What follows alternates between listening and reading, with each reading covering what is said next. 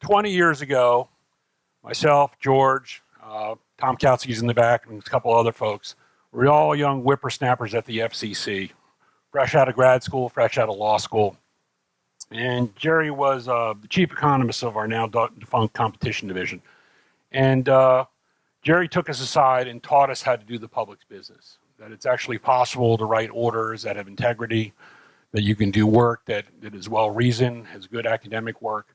And that's why we decided to name our public service award in honor of Jerry. I mean, for those of you who don't know Jerry, Jerry is one of the people who helped write Competitive Carrier, Computer 2, back when the commission really took their time. So every year we try to find a politician who sort of embodies what Jerry means to us.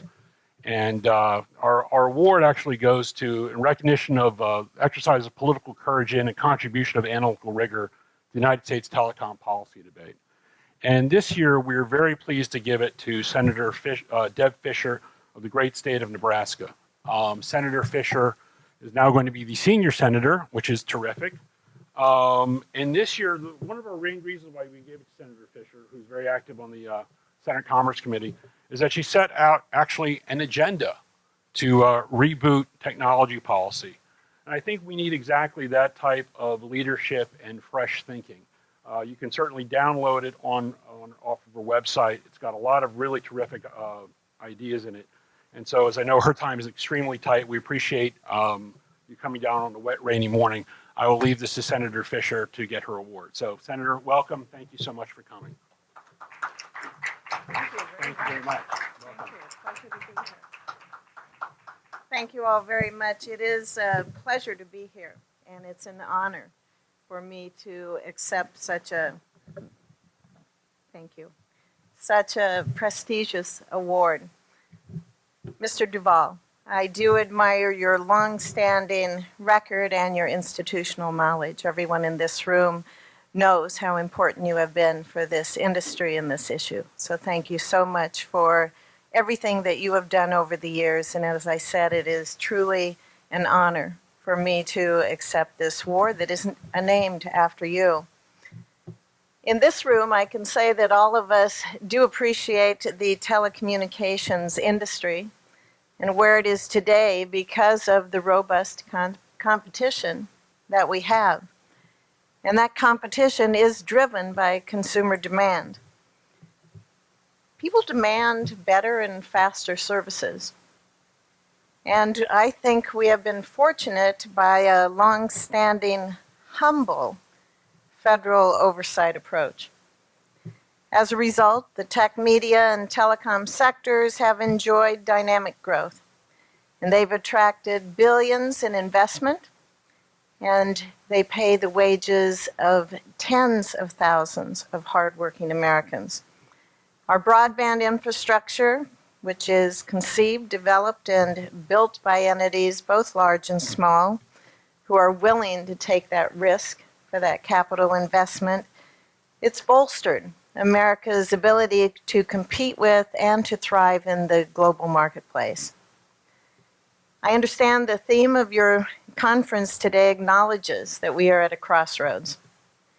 And where we in this room are advocates for competition and certainty, others believe that layers of regulation written by government bureaucrats are a prerequisite for competition to flourish.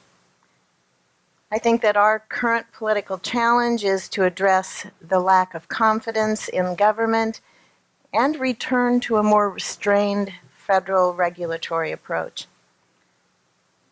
Government's lost its focus, and government has lost that focus on providing market certainties and meaningful solutions.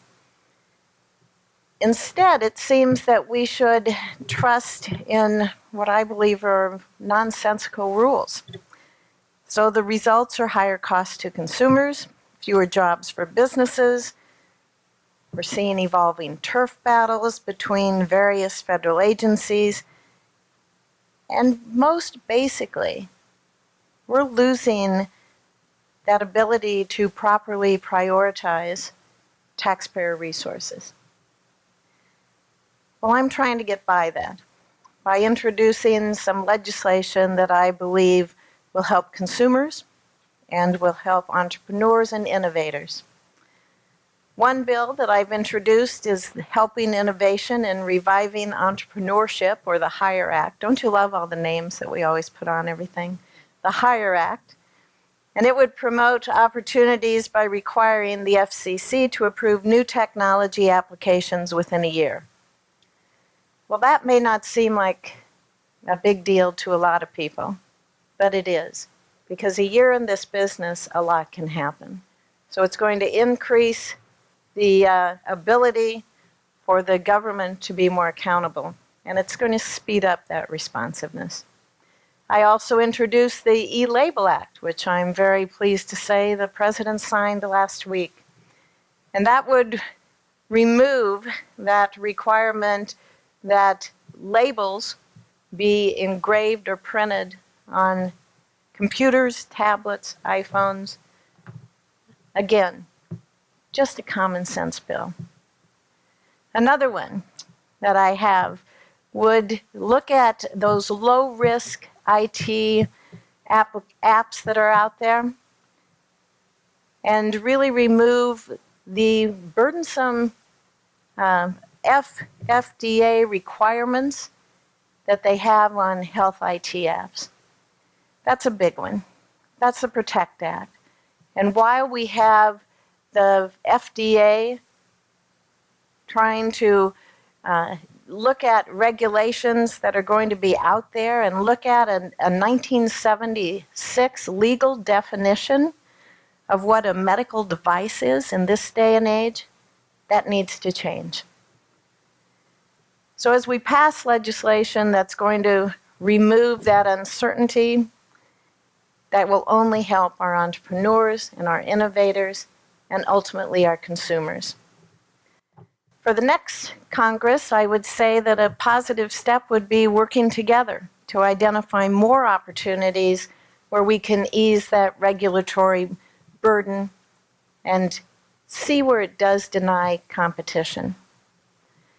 For too long, the only strategy that we have in Washington policy making has been to react crisis to crisis. That needs to change. Over the past 6 years, there's been attempts to develop forward-looking investment incentives and next-generation technologies, but that's been rare. The FCC spends too much time solving the so-called net neutrality problem that I believe doesn't exist.